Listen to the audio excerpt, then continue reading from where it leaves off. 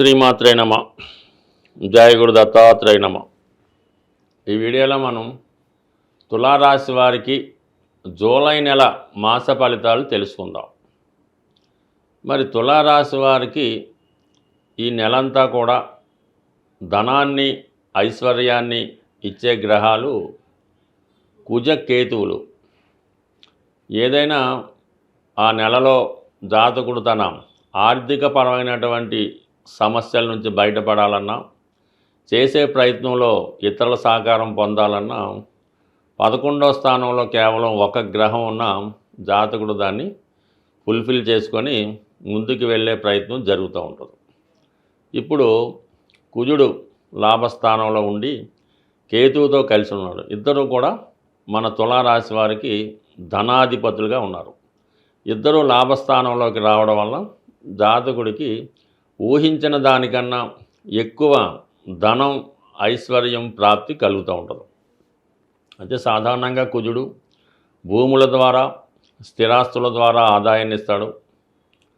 మరి అన్నదమ్ముల ద్వారా కానీ మన వృత్తి ద్వారా కూడా ఆదాయం వస్తుంది. మనం ఏదైతే ఒక ధైర్యంగా నిర్ణయం తీసుకొని ఒక రిస్క్ చెకప్ చేసినా, ఒక మీడియేటర్గా వ్యవహరించినా, ఒక ల్యాండ్ డీలింగ్ చేసినా దానికి సంబంధించినటువంటి ఆదాయ వనరుల్ని మనకి కుజగ్రహం అందించడం జరుగుతుంది. ధనాధిపతిగా ఈ కుజుడు సింహరాశిలో ఉన్నాడు. అంటే ప్రభుత్వానికి సంబంధించినటువంటి దాంట్లో ఉండడం వల్ల మీకు ఒక ప్రభుత్వ కాంట్రాక్ట్ కానీ, ప్రభుత్వం ద్వారా పథకాలు రావడం కానీ, ఈ విధంగా ఏదో విధంగా మీకు వచ్చిన ధనానికి ప్రభుత్వం యొక్క లింకు కలిగి ఉంటుంది. స్వభావసిద్ధంగా మీరు ప్రభుత్వ ఉద్యోగంలో రాజకీయవేత్తలు అయి ఉంటే ప్రభుత్వం ద్వారా మీకు అన్ని సదుపాయాలు రావడం జరుగుతుంది. ఒక విధంగా ఒక ప్రమోషన్ లాంటిదో ఒక అభివృద్ధో 100% ఈ సమయంలో రావడం జరుగుతూ ఉంటుంది. ఇంకా కేతువు యొక్క ప్రభావం ఎలా ఉంటుందంటే, కేతువు తనకి అంటే జాతకుడికి ఏ రంగంలో అభివృద్ధి ఉంటుంది, ఎందులో జాతకుడు ప్రఖ్యాతి వహిస్తాడు అన్న విషయంలో ఆ మార్గంలోకి జాతకుడు వెళ్ళేంత వరకు కూడా ఏ విధంగా కూడా జాతకుడిని ప్రోత్సహించడం జరగదు. అంటే మీరు ఒక వైద్య వృత్తిలో ఉన్నారనుకుందాం, అప్పుడు మీకు పెద్దగా ప్రోత్సహించడం. మీరు మళ్ళా ఏ రాజకీయ రంగంలోకో లేదంటే ఒక ఆధ్యాత్మిక రంగంలోకి వెళ్ళినప్పుడు అప్పుడు రాహు మిమ్మల్ని చాలా సపోర్ట్ చేసి ఉన్నత శిఖరాలకు తీసుకెళ్ళడం జరుగుతుంటుంది. మరి ఆ మార్గంలో వెళ్ళడానికి నెమ్మదిగా కేతువు ప్రయత్నం చేస్తూ ఉంటాడు. అంటే ఇప్పుడు ఏంటంటే మీరు ఈ సమయంలో వృత్తిని మార్చడానికి ఒక విధమైన అవకాశాలు మీకు రావడం జరుగుతూ ఉంటుంది. ఇప్పటిదాకా మీరు ఒక వృత్తిలో ఉంటూ రేపటి నుంచి అంటే కొన్ని రోజుల తర్వాత ఒక సినిమా రంగంలోకో, రియల్ ఎస్టేట్ రంగంలోకో, ఇంకొక వ్యాపార రంగంలోకి వెళ్ళడం వల్ల అప్పుడు ఈ కేతువు మీకు సంపూర్ణంగా సహకరించడం జరుగుతుంది. అంటే మొత్తం మీద ఏదైనా ఆదాయ వనరులు పెరుగుతాయి. ధనాధిపతిగా కుటుంబ సభ్యులు సహకరిస్తారు. చాలా కాలంగా కుటుంబ సభ్యుల మధ్య ఉన్నటువంటి అభిప్రాయ భేదాలు పరిష్కారమై మీకు వారి సహకారం లభిస్తుంది. ఇంకా సప్తమాధిపతిగా మరి లాభస్థానంలో ఉండడం వల్ల మీ యొక్క జీవిత భాగస్వామికి ఆదాయం పెరుగుతుంది. అంటే చాలా సందర్భాల్లో ఎలక్షన్లు అవి వచ్చినప్పుడు ఈ భర్త గారికి అక్కడ క్వాలిఫై లేనప్పుడు భార్యని ఎలక్షన్లో నిల్చోబెట్టి ఆవిడ నెగ్గడం జరుగుతూ ఉంటుంది. కానీ పెత్తనం అంతా కూడా వీళ్ళే చేస్తూ ఉంటారు. ఈ విధంగా మీ జీవిత భాగస్వామికి హోదా పెరగడం కానీ, ఒక పదవి రావడం కానీ, వారి యొక్క ఆదాయం పెరగడం కానీ జరుగుతూ ఉంటుంది. తద్వారా మీకు అది బెనిఫిట్గా ఉండే అవకాశం ఉంది. మొత్తం మీద ఈ నెలలో ఇది ఒకటి మీకు జరిగే అవకాశం ఉంది.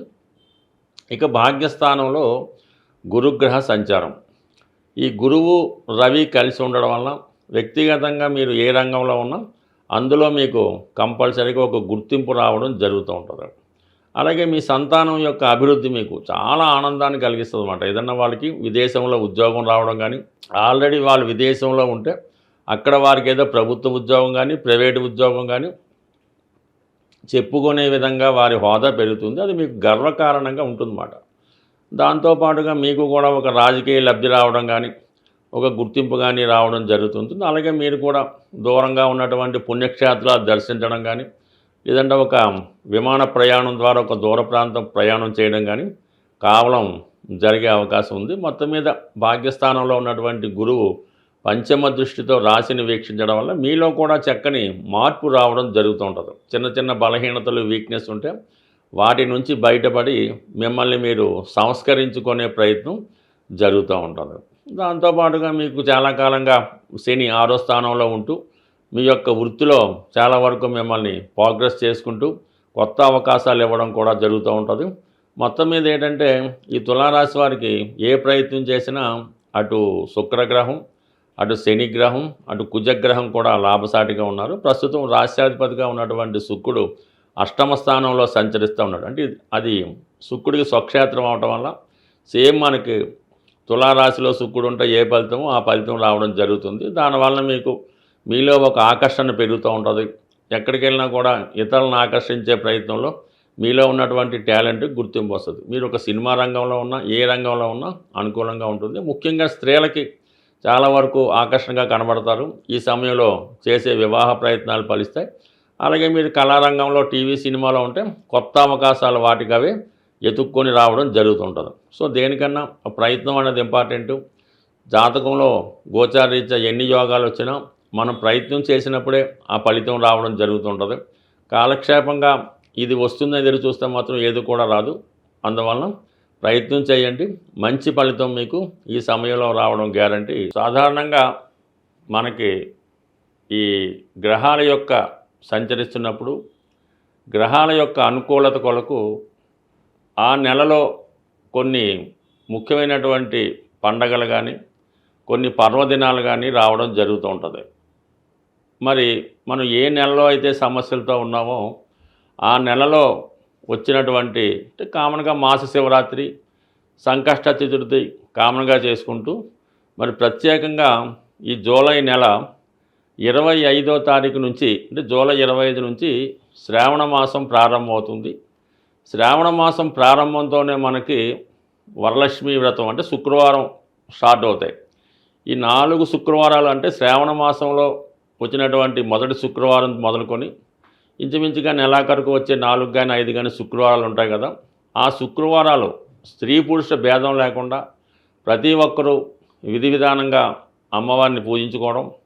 అంటే ఇంటికాడ వ్రతం చేసుకున్న వాళ్ళు చేసుకుంటారు, లేని వాళ్ళు అమ్మవారి ఆలయం దర్శించి అమ్మవారికి మీకు కలిగిన విధంగా ఏదో విధంగా అమ్మవారికి కానుకలు సమర్పించి మరి ఆ రోజంతా నియమంగా ఉండడం వలన వీలైతే ఆ రోజు కనకదారా స్తోత్రం పారాయణ చేయడం వల్ల కానీ ఏదన్నా మీ యొక్క కుటుంబంలో స్త్రీలకి అంటే మీకు మదరో సిస్టరో వదిన గారులకో ఏదో ఒక శుక్రవారం వాళ్ళకి చీర జాకెట్ అటువంటి పశు సంబంధించినటువంటి కానుకలు ఇవ్వడం వల్ల అంటే ముఖ్యంగా మీరు శ్రావణ మాసంలో మీ కుటుంబంలో ఉన్నటువంటి స్త్రీలని సంతోషపెట్టడం వల్ల మీ ఇంట్లో ధనలక్ష్మి కొలువు ఉంటుంది, మీకు కూడా ఏదో విధంగా ఐశ్వర్యం కలిసి వస్తుంది. అలాగే ఇది మొత్తం నెలంతా కూడా ఆషాఢ మాసం ఉంటుంది కాబట్టి ఈ ఆషాఢ మాసంలో కూడా ఇది అమ్మవార్లకి ఇష్టమైన రోజు కాబట్టి అలాగే వారాహి నవరాత్రులు కూడా ఇదే సమయంలో అటు ఇటుగా జరుగుతుంటాయి. వీటన్నిటిలో మీరు మీ గ్రామదేవత ఎవరైతే ఉంటారో మీ కులదేవత ఎవరైతే ఉంటారో ఆ దేవాలయాన్ని దర్శించి అమ్మవారికి ఒడిబియ్యం సమర్పించడం వల్ల ఏదైనా మనం ఈ లక్ష్మీ స్వరూపాలైనటువంటి అమ్మవారిని పూజించుకోవడం వల్లకి అనువైనటువంటి రోజులు ఈ శ్రావణ మాసం అలాగే ఆషాఢ మాసం. అందువల్ల కంపల్సరిగా మీ గ్రామ దేవతను సందర్శించుకొని ఆ అమ్మవారి యొక్క ఆశీస్సులు పొందడం వల్ల ఆర్థిక పరంగా చాలా సక్సెస్ పొందడం జరుగుతూ ఉంటుంది. అలాగే వీలైతే ఈ నెలలో ఏదో ఒక సోమవారం కానీ ఏ రోజన్నా పర్లేదు శివాలయంలో మారేడు దళాలతో శివుణ్ణి అభిషేకం చేయడం వల్ల మీకు ఎటువంటి ఆర్థికపరమైన సమస్య ఉన్నా తొలగిపోయే అవకాశం ఉంటుంది. స్వస్తి.